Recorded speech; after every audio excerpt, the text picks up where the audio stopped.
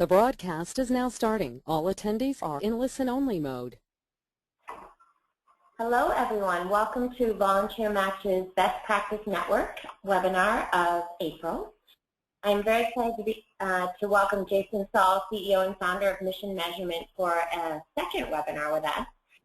This one is discussing his book, The End of Fundraising, and kind of the arena of fundraising for nonprofits and also how the corporate audience can respond. So before we get started, I want to just make sure the audience can hear me. So if you're in the audience, which many of you are, please write into your question box. I can hear you. I have a question. And I guess you won't write that you can't hear me, but just let us know that the audio is working and you can see my screen. Okay, it looks like you can hear me. Wonderful. So we're going to go back on hold for a few seconds to let some more people join the call. For those of you on the call, I want to remind you that if you have to drop off early or your colleagues that weren't able to join, they can follow the conversation on Twitter with hashtag BPN_Saul. That's BPN_SAUL. Our Twitter handle is @VM_solutions. All right, so we'll give another second for people to join the call.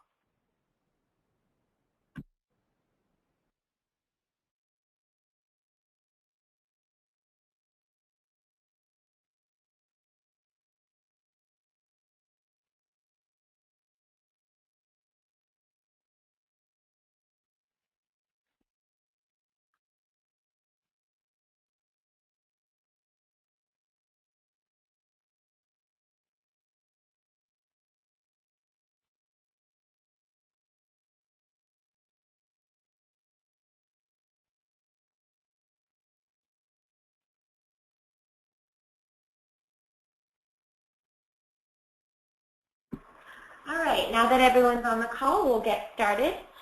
So again, we are here for VolunteerMatch Solutions Best Practice Network webinar with Jason Saul, CEO and founder of Mission Measurement. Today he's talking about the end of fundraising.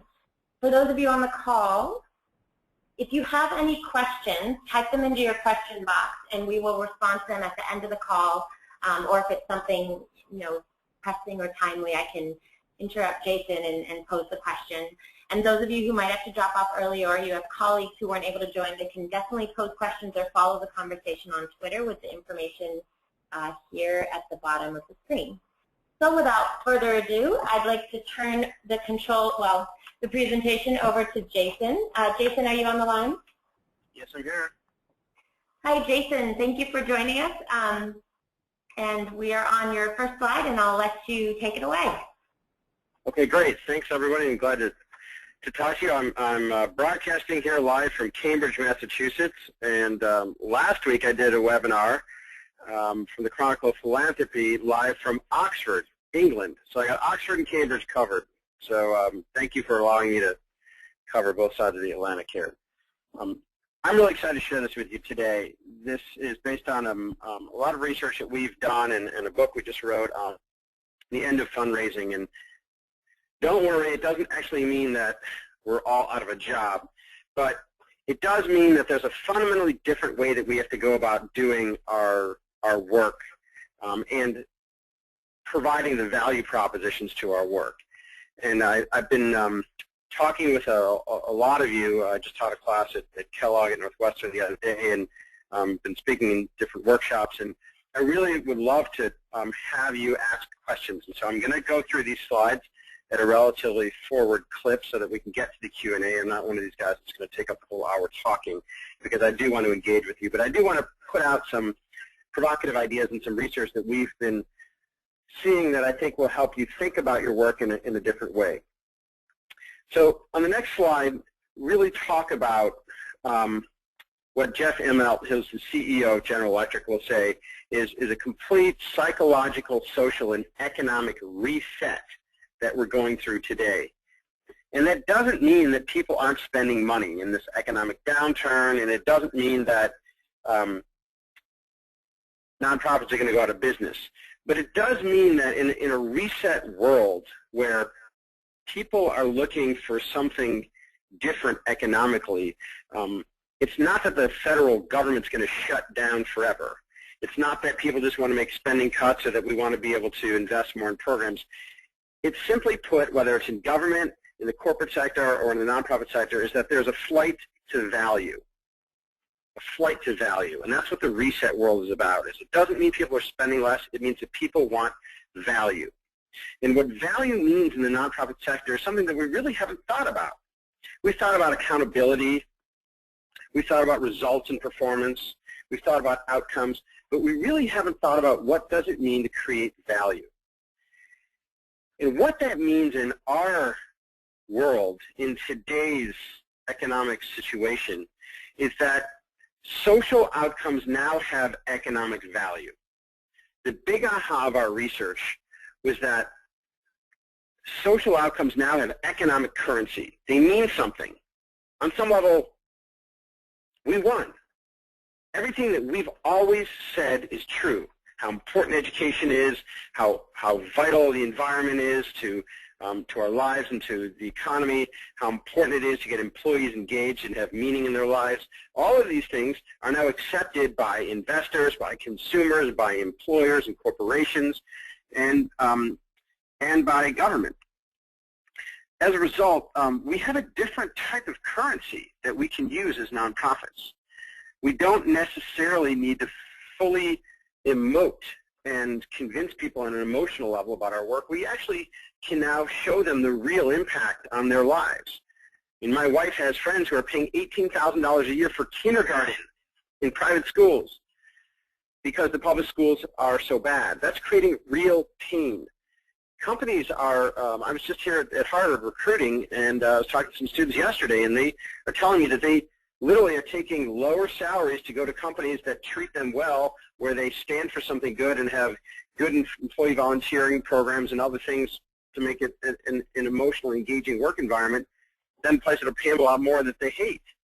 So this really actually is impacting the day-to-day lives of people, and it's impacting economic decision-making.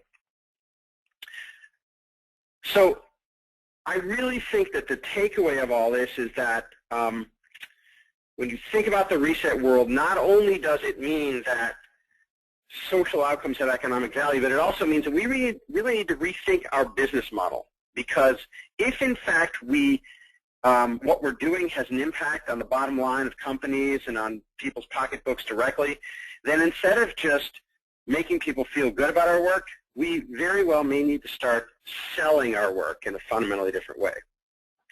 Let's look at the next slide. The data that you're seeing out there is actually pretty startling. First of all, government is broke.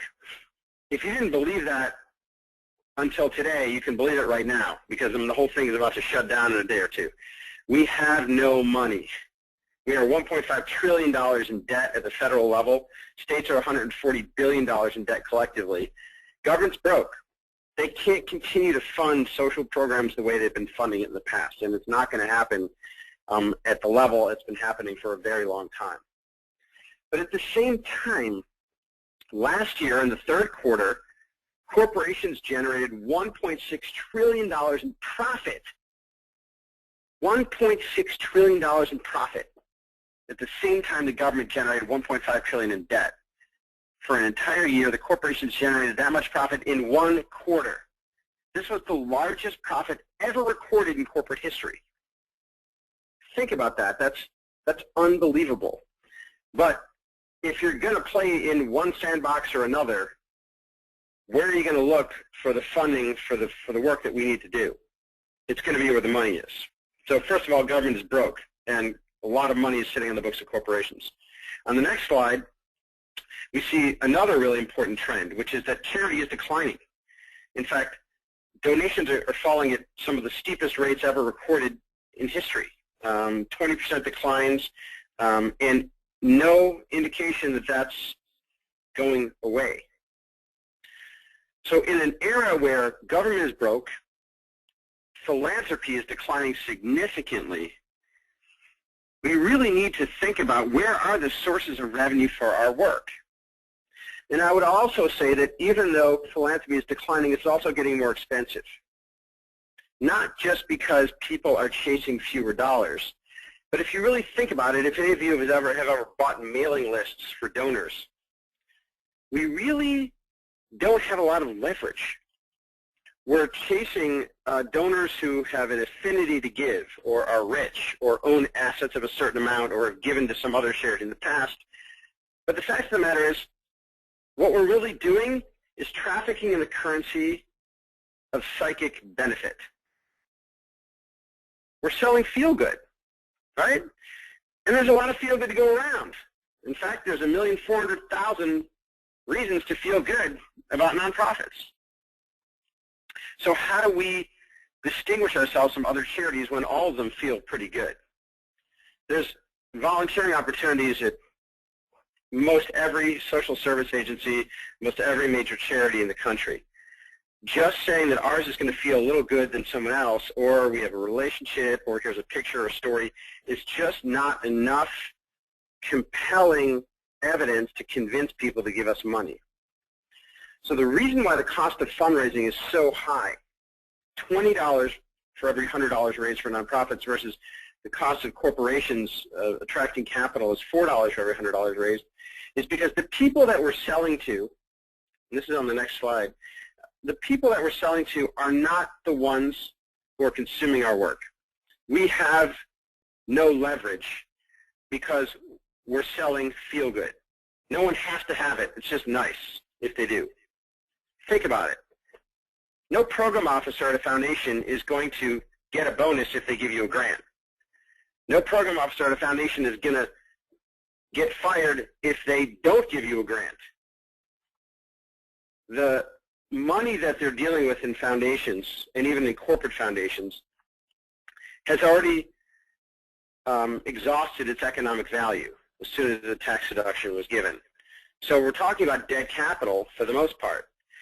There is no value you can offer people other than feel good. Or is there? Let's look at the next slide. In a low leverage environment, when we're selling feel good, we are stuck in a situation where the donors or the people that are supplying money to nonprofits to our work are not the consumers of our outcomes. Right? And as a result, they're looking for nothing in return other than tax deduction or feel good. Those are both relatively low value propositions. The beneficiaries, on the other hand, the consumers of our outcomes, have no money for the most part.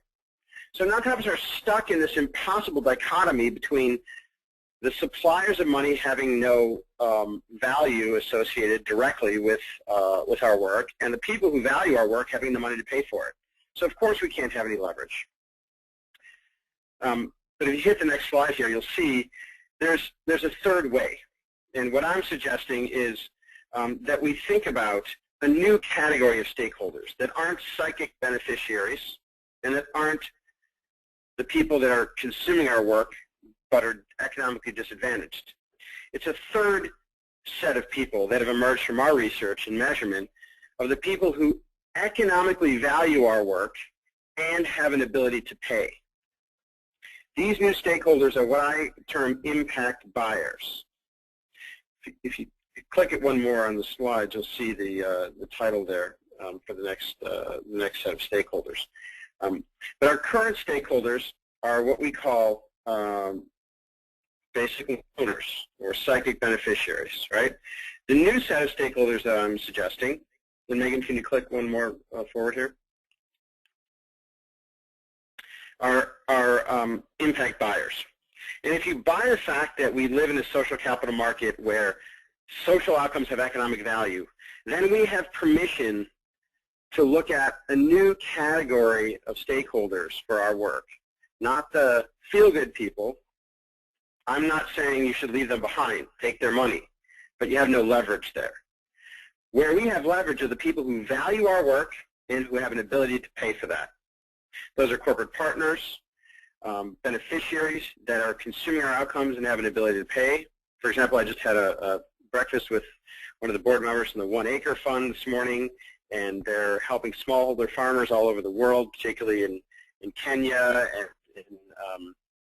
and in other African countries about how to increase their earnings. And they're paying for the services, the technology, the seeds, and other things because they're increasing their earnings. There are many beneficiaries who can pay. Social investors are outcomes-driven funders, people who are looking to purchase outcomes. Service providers and upstream consumers. I'll explain quickly each of them. But what I want you to take away from this is that we as nonprofits have been stuck in a charity mentality. We are not charities, we are tax-exempt organizations. That means that we can take contributions and offer a tax deduction. That doesn't mean that we need to pay ourselves extremely limited salaries. It doesn't mean that we need to offer nothing in return. It doesn't mean that we need to only focus on philanthropy and people who want to donate for the good of it. If we want to be able to scale our impact, we have to have permission to tap into the engine of the economy, not just live off the fumes of the economy. That's the central message of the day. And the way to do that is to find the economic actors who value our work and have an ability to pay. Let's take a quick look at who they are, and then let's talk about what do we do now. So the traditional independent sector that we've operated in is a pretty limited sector. It's $200 billion, $300 billion if you add churches. But when you divide it by 1 million nonprofit organizations, there's only $200,000 per organization. That's not a lot of money. And Megan, if you hit the slide one more here, you'll see this is the world's largest pie, by the way. There's a much bigger pie out there. What I call the social capital market. This is the market that puts economic value directly associated with social outcomes. These are the people who are looking to purchase impact. The $500 billion that we're spending on education outcomes. The $230 billion a year that consumers are spending on lifestyles of health and sustainability, products and services. The $23 billion that corporations are spending on corporate social responsibility. It's the $1 trillion that we're investing in socially responsible investments in corporations that are socially responsible, all of which use volunteering, employee engagement programs to be able to further define that value proposition. You are helping to create value for these organizations, and what we have to sell is more than just a nice opportunity to take a day off from work. Let's look at the next slide. The bottom line is that not all outcomes are created equal. We need to look at a set of outcomes that both have high economic value and high social value, right? Basic charity will limit our ability to have social impact because we're talking about very small doses. It's essentially IV drip funding. And trust me, I started nonprofits. I've been on their boards. I know what it's like. We can't predict. We can't sustain our work. We can't plan what we're doing when we have no leverage and no control over our funding. It's just whoever whimsically wants to give us money this month or next month or whatever proposal someone happens to like. That's no way to live. And when you look at the organizations that are starting to take control of that, it creates a totally different economic situation. Let's look at the next slide.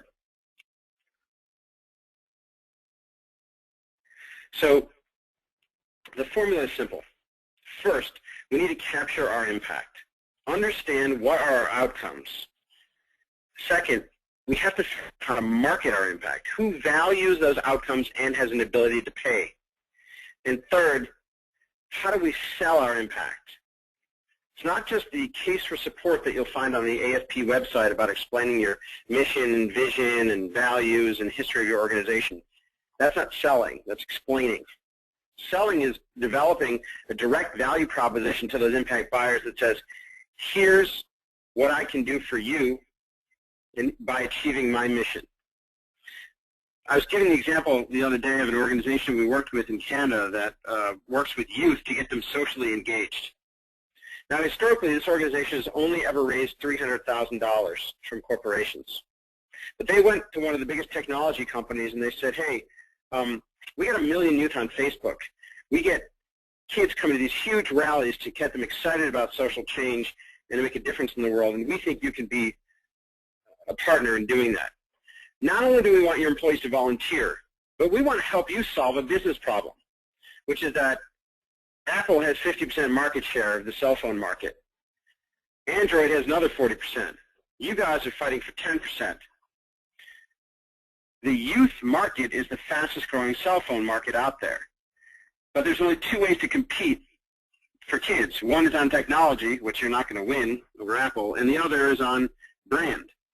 And if you can create an emotional customer bond with young people, you can differentiate your brand and attract a lot more business.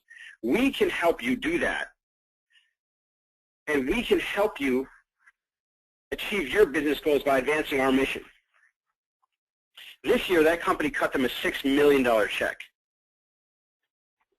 That is selling your impact. It's about demonstrating the value proposition of your organization by achieving your outcomes about how you can create economic value for others. Let's go through some examples really quick, and then let's turn it over to you to ask some questions. So let's look at the next slide. The questions that I ask when I try to figure out, like, who are the outcome buyers are pretty different than the typical questions that we'd be asking most stakeholders, right? Most of the time we'll say, you know, what do we need to do to be accountable? What information are you looking for? How can we make you feel good about our organization? This is a different set of engagement questions. It is trying to seek out value.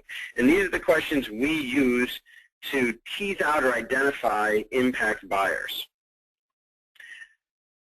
Basically what you're trying to figure out is, where is the value flowing from your work? Where is the ripple effect? Who are the upstream consumers? Who's benefiting from what you do? Who's free riding off the social outcomes you've created and extracting benefits from your work that isn't supporting your organization, right? So these are the kinds of questions we ask. So let's look at the next slide. And I'm going to just kind of touch on some of these examples, but these are the different types of impact buyers that, that we've identified. First is the social investor. These are outcomes-driven funders. They're not a foundation that sort of put a guideline out there that says, don't worry, you know, don't come to us. We don't invest in capital campaigns. We don't give you money for this or for that. We invest in the education or the environment. Those are not very helpful words or phrases. It's just a category. What you want to focus on are who's looking to buy outcomes. The Robin Hood Foundation will only give you a grant if you hit a certain outcome, increasing the income of the working poor. And if you can show that, it doesn't matter what you do, you have the best chance of raising money from them. The same thing with the whole impact investing movement. We're talking about outcomes-driven funders. Second, let's look at the next slide. The second type of impact buyer is what I call a beneficiary that can pay. You've seen PBS in the news a lot lately, where the government is threatening to cut off their funding. So what are they doing? They're putting more advertising time to online and on their shows to be able to raise money from the people who are consuming their outcomes. And you know what? They're paying for it. Same thing with Kiva, the online organization that allows you to give loans to micro-entrepreneurs. People are paying you back, plus interest, because they value the outcome. Beneficiaries that can pay are an important constituency for us to start selling our impact to. Next slide. The third type of impact buyer is what I call service providers. These are organizations that rely on your outcome to enable it to achieve its business objectives. First Book is one example by partnering with other service providers providing literacy programs to be able to sell the impact of their book buying power to others who are buying books and make money by helping others achieve their mission. Easter Seals is one of the largest providers of disability services in the country. To date, they have been based on a charity model, which is, let's do direct mail and hope that people will give us money to support the good work we're doing. But now, more and more states are passing laws saying that insurance companies have to pay for autism services for their families that are insured. In one case, one company's paying up to $40,000 a year for those autism services, and they have 8,000 families. That's a $320 million market opportunity for Easter seals that they have a rational argument to make, because those insurance companies now value their outcomes, when before the only choice they had was to go to the insurance company's corporate foundation and ask for a $25,000 grant. We are selling, I would submit, to the wrong people. We are selling the feel-good of our work, not the value of our work. And the minute we flip that switch is when we turn on an entirely different spigot of resources, and it's also when we create real leverage in our fundraising, because we don't have to go to a corporation and beg for a donation. We can go there out of strength and say, I know you're suffering this pain, or I know you need this result. We can deliver this, and we can show you how we can create value. Let's look at the next slide. Upstream consumers are another set of impact buyers. These are people that rely on your outcomes further up the value chain in order to create their own outcomes.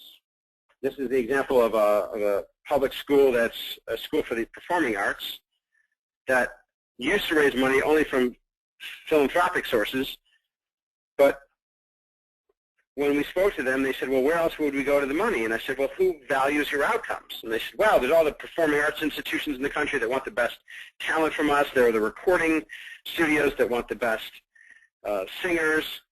There are colleges like Juilliard that want to be able to access the top talent. There is a different set of stakeholders that we need to look at other than nice, rich people. Next slide.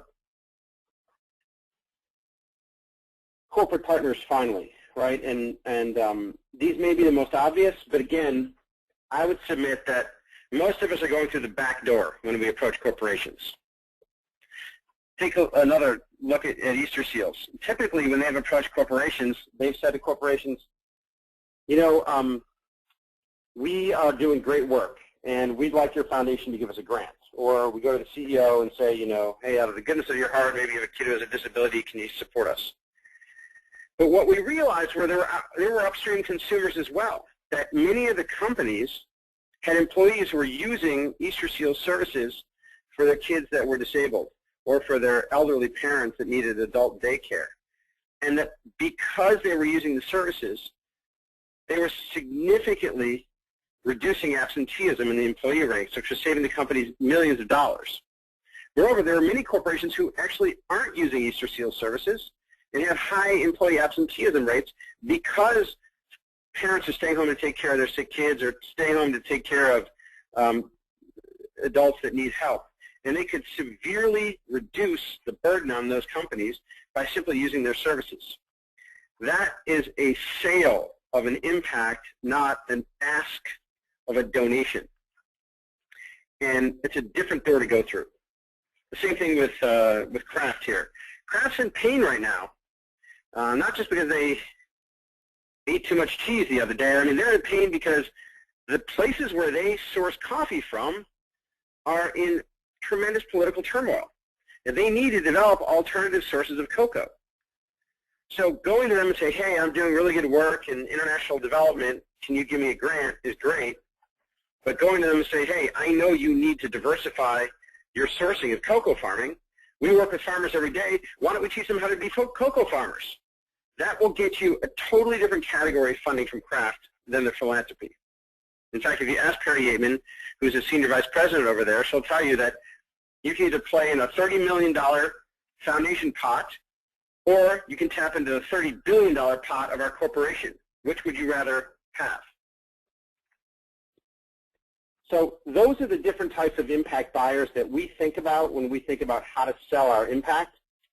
But the last piece is really the crux of it, which is the next slide, which is how do we, Megan, you could just probably open up or forward through all these, kind of reveal each of them. The crux is how do you actually create the value proposition? How do you connect your outcomes to the impact buyer? Specifically, how do you make the sale? We haven't really thought about this in the nonprofit sector. We've talked generally about the case for support and telling good stories and making people feel good. This isn't about telling stories. In fact, stories will get you thrown out of the room at most corporations. They want data, they want evidence, and they want to know that you can actually deliver value. So how do you do it? First, walk through the front door, not the back door. We don't need to ask for handouts anymore. We need to go in with a direct value proposition to say, we can create value for something we know you need. Second, it allows us to focus on value pricing, not just covering our costs. Because if we're producing value, like that example of that Canadian charity, the $6 million they got had nothing to do with their cost. That was actually just what it was worth to that technology company to be able to access that market. It's a totally different conversation when you're creating value than when you're asking someone to give you charity and you need to be accountable for the way the dollars are spent. Third, we got to know our customer. In the example I gave you about Canada, you had to know that the technology company was in pain with the youth market. If you want to approach craft, you've got to know that they're having problems with sourcing cocoa. You've got to do your homework. Fourth, we got to sell painkillers, not vitamins. Nobody needs something that's nice to have in today's economy. Corporations in particular are only paying for what they have to have. So we need to figure out how do we convert our work into painkillers, whether it's reducing absenteeism, helping people access new markets, helping people solve business problems that are creating real value for organizations that they can't do on their own.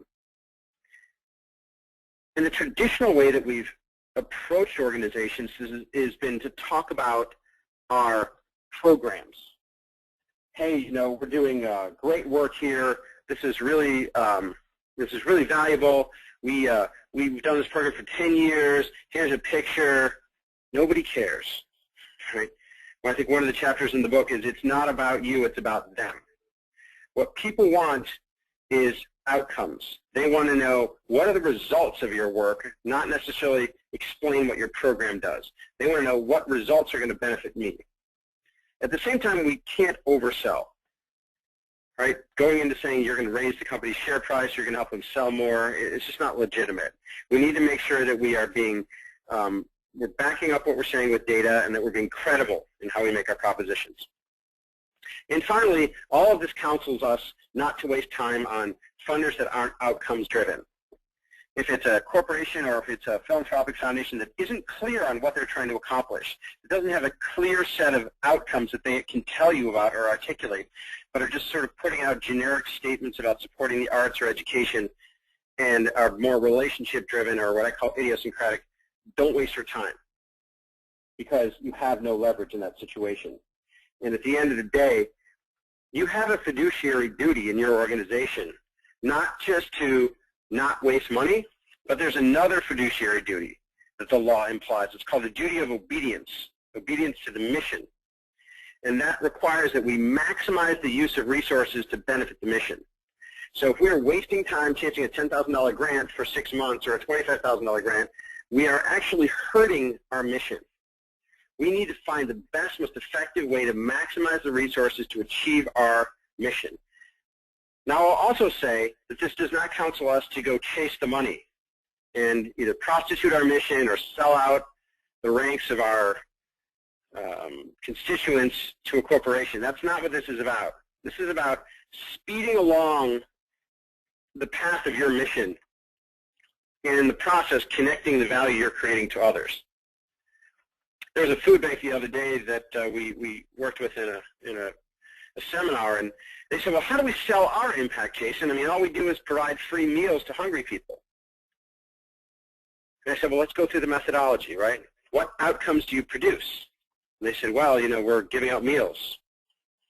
I said, but you can also be signing people up for food stamps, right? And that's making them economically self-sufficient. So let's assume you do that. Since 1/3 of all people that are eligible for food stamps don't receive them. In fact, let's say that you sign up 100,000 people for food stamps. The average food stamp benefit is $125 a month. You've just created $12.5 million a month of new spending. That's $150 million a year. Now here's another fact. 25% of all food stamps are spent at one chain. Yeah, Walmart. So you've just created $35 million a month of new revenues for Walmart. Now, we're going to walk through the back door and ask Margaret McKenna from the Walmart Foundation for a $25,000 grant? Or are you going to go through the front door to the head of Walmart Sales and Marketing in your state and say, I want $1 million now? That's selling your impact. And you know what? That's cool if you don't want to give me the money. I'll just send them all to Safeway or 7-Eleven. Because it doesn't affect our mission. We're still getting people on the food stamps. It doesn't matter where they shop as long as it's a good price. But we have economic power now. We can use our influence to raise money and to be able to sell the impact that we're producing so that we can advance our mission significantly. That is the key to your success. And on the final slide here, are my last few recommendations. Is that first, you got to change the focus. I love Homer Simpson. Right? We need to think about not ourselves from a position of weakness, but ourselves from a position of strength. We are not charities. We are producers of impact that the market values. Second, you need to find a champion inside your organization who wants to champion this way of thinking, because not everyone's going to get it. Right? We need to change our culture to think about ourselves as selling impact, as producing a product called impact that the market values, and starting to talk to a different set of stakeholders than we've traditionally spoken to. And we may need to do programs in ways that might need to be more innovative in order to produce the impact we want. And finally, probably the least expensive way to start to move the conversation forward is, read my book or listen to this webinar. There's a free chapter you can download, but start the conversation inside your organization about how you can reinvent the business model of the way we've been working. Because I say this purely out of conviction for the mission of this sector, that we cannot continue to do what we're doing today. We will not survive unless we figure out a way to bootstrap our work and our outcomes to the engine of the economy and not just subsist off the fumes, which are, if you follow the carbon emissions movement, becoming less and less these days. So engage and let the possibilities emerge. Thank you very much. Thank you, Jason, so much. This is incredibly useful, and we had a good audience turnout. So for those of you on the call, if questions were coming up as Jason was talking, feel free to type them in. We have a few that I can start posing to Jason, but type those in and we'll get a good discussion going. To start, Jason, one question was with this slide, with the finding a champion. You talked a lot about what could be done in the external world, but how would you suggest nonprofits get started as far as, getting the internal team on board? Like, who have you, with your research and experience, who have been good champions for a movement like this? You'll always hear people say it has to come from the top, and it does, but sometimes the top is the board and not the CEO. I was talking to a friend of mine who works as a development director, and she was saying that the CEO actually doesn't get it and won't get it, that she's been doing the same thing for 20 years. She doesn't want to change. She doesn't want to talk to corporations or other funders in a different way, and she's scared of change. Sometimes the top means finding some board members, and sometimes it means finding a CEO. But I think it's either your executive director or it's your development director if they have gravitas and influence in the organization, or it's a board member. And many board members think this way. In fact, they would be thrilled if you start talking to them in this language about how we need to be able to provide a more sustainable source of income for the organization. Because many of them have a business background, or many of them have a professional background that would lend itself to this type of thinking. So I think the best way to drive the culture change inside the organization is to lead from the top, and then also socialize this concept. Educate people about other examples. Talk to them about this type of research and where where things are going in the market. Great. And also, kind of a follow-up on that, would you say, just for our audience, you do have a lot of nonprofits on the call, you know, a heads up of where they might get resistance internally. Just listening, I think, especially since, you know, development departments do fundraising in the old-fashioned way you've been talking about, it might be hard to, it will take a while, I think, to switch kind of a culture entirely. How do you say to combat that, or where do you see most resistance? That's a great question, Megan. I think the first thing you'll hear is that you know, we're not here to be in business. We're here as a charity, and we're here to help others, and this could even violate our tax status. That's not true. The fact is that there are many for-profit organizations that are competing with us as charities now because they see the economic value of social change, and they're starting to do it themselves.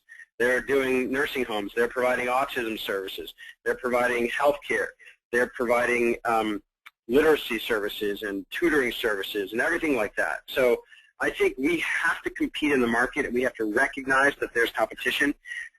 But I talked to one organization in my class and who did overcome this resistance, and I said, how do you do it? And she said, well, first of all, we cut people out who didn't get it. You know, and I said, well, how would you explain the distribution on your staff? And she said, 1/3 of the people got it, 1/3 of the people were kind of open to it but didn't know necessarily what to do, and 1/3 of the people we had to let go because they basically couldn't see a different way of doing something than they had traditionally done. And this was an arts organization who had been getting funding from the public schools. But Title I funding cut off, and there was no more funding. So they had to be able to change their business model and go after economic development funding. But some people just didn't want to do that.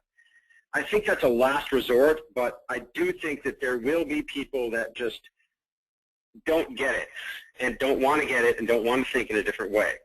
I also think the way to overcome resistance, though, is to have a conversation with people and get them to do this research. Go out and talk to your funders and talk to impact buyers and ask them these different questions and start to see in their own mind the revelations that these impact buyers are telling them. Hey, I really value this about what you do. I'd really be willing to support your organization if you could do X, Y, or Z, or if you could show me ABC impact. Let people see the data and see the responses through their own eyes. Great, thank you so much, Jason. We had one comment come in that said, when are you coming to Northern California? This is the second webinar that I've been on of yours, and I'm rapidly becoming a groupie. Thank you for the wonderful impact you're making on all of us. Will you be in our neighborhood anytime soon? I am speaking a lot around the country. I'm not sure exactly when I'm coming to Northern California, but invite me, and I'm always happy to show up, or someone from our team will be out there soon. We're out there a fair bit, actually. Okay. So thank you. So another question came from an audience member asking about how do you address concerns that might come up around, you know, quote, getting in bed with corporate America.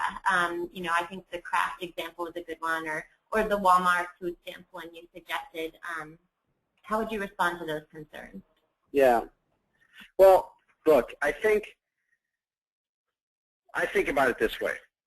I think that if you work for a nonprofit organization, your allegiance needs to be to the mission. The mission means that we are here to maximize the number of outcomes we can for our beneficiaries. So some may find it that it's distasteful to work with a corporation. I can't affect those personal values. But what I can say is that if you have the opportunity to serve 5,000 families right now for hunger, and if you do that based on the current resources you have, you feel like you're making a certain contribution to your mission. But if you, let's say, work in this hypothetical example with Walmart, and you have the opportunity to serve 100,000 families, and oh, by the way, someone is economically better off also, like Walmart is making money, I don't think that's our concern. It's only our concern if it's actually limiting or hurting our mission or creating some unethical outcome. But if it is helping us to advance our mission, and in the process of advancing our mission, someone else is better off, so be it. I really think it's a rational discussion about, are we doubling the impact of our organization or not? And if we hold ourselves back from achieving our impact because we have a moral issue with working with some funders or others, I would actually submit that we are being socially irresponsible. Because unless it's an illegal company, those types of issues are actually impeding our ability to achieve our mission because they're restricting the flow of resources to our organization. So one way to look at it is it's really about your mission. And if you can maximize your mission without making trade-offs, why not do that? The simple fact that some other third party may be benefiting by you maximizing your mission really isn't your concern. The fact of the matter is educational testing services is making a ton of money for all these kids that are going to college. Are we really going to criticize them for making money because we're trying to increase college access? Are we really going to start criticizing the banks for making more money because we're encouraging asset building and savings and trying to bank the unbanked? At some point, it starts to become a reductio ad absurdum if we start to impose our own personal values in the achievement of our mission. So I think there's a careful analysis we have to do, but I also think there are true concerns of getting way off mission and shamelessly sort of selling out our mission just to help a company make money and not advance our mission. Many of these cause marketing initiatives concern me because some of them are literally just prostituting our brand to get 10 cents that aren't achieving our mission. Now we can couch it under the general rubric of awareness, but the fact of the matter is that wasn't the purpose of what we're trying to do. So I think the idea is to stay true to the North Star of your mission, focus on achieving your outcomes, and if somebody else achieves their outcomes in the process of you achieving your outcomes, well, all the better. Great, thank you, Jason, so much. Well, as the questions are winding down, I want to let the audience know a recorded version of the webinar will be available on VolunteerMatch's YouTube channel. Also, other resources for the audience members are checking out our corporate blog, Volunteering is CSR, or you can receive our newsletter. It has some of the articles that end up posting on the blog. Just send an email to solutions@volunteermatch.org. And also be sure to go out and buy Jason's book, The End of Fundraising. And Megan, let me say one last thing if I could too. Sorry to. Oh yeah, please jump on in. We've just completed some research on measuring the impact of volunteering, and I think it's really relevant. We've looked at all the current approaches to measuring the impact of volunteering, and we've looked at, we basically designed a framework of how you can measure the impact of volunteering on the nonprofit organization, the impact on the individuals, the impact on the corporations, and the impact on society generally. And we developed that with a lot of input from corporations. And so if you'd like to find out more about that research, we'd be happy to share that with you, and we'll make that available through VolunteerMatch, or if you want to email us at info@missionmeasurement.com.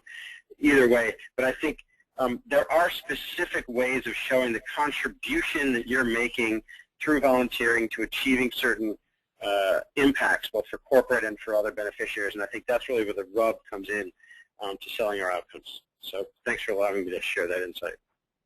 Yeah, of course. Thank you, Jason. Definitely everyone on the call will be receiving an email from me with a copy of the presentation and the link to the recording. So if they want to follow up and inquire about the impact research, definitely just respond to me. Also, audience members, please let me know if you're enjoying these webinars, if there are other topics you'd like to see in the future. We're always looking to provide something of interest to you that's useful to your work. The next webinar will be later this month, Thursday, April 28th.